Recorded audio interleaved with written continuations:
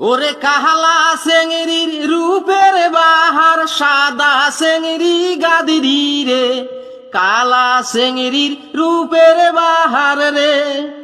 ওরে খাটো চেংড়ির নাটক বেশি, লম্বা চেংড়ি ঝগরি রে, খাটো চেংড়ির নাটক বেশি রে।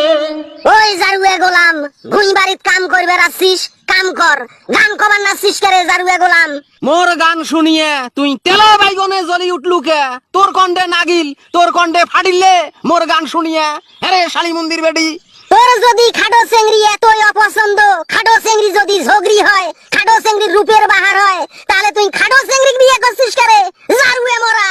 তোমরা গুলাই কন্ত বাহে কার শরীর খেল না জ্বলে, মুই কনু গান, মুই বিয়ের গীত কনু, আর ওই তেলে বাইগনে জ্বলি উঠিল।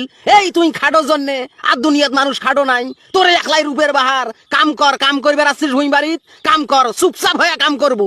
সাওয়া দুইটা যদি না থাকিল হয় রে জারুয়ে মরা গোলাম, গোলামের বেড়া, তোর সংসারে কন্নু না হয়, মুই তোক তালাক দিয়ে বাপের বাড়িত গেনু হয়। দুই সাওয়ার মাও হসিস, তারপরেও তো রূপের বাহার কমে না, চুলের ফ্যাশন কমে না।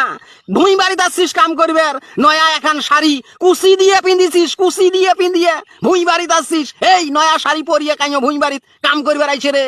হ্যাঁ রে হারামজাদি। ওই জারুয়ে গোলাম, মুই কি বুড়ি হয়ে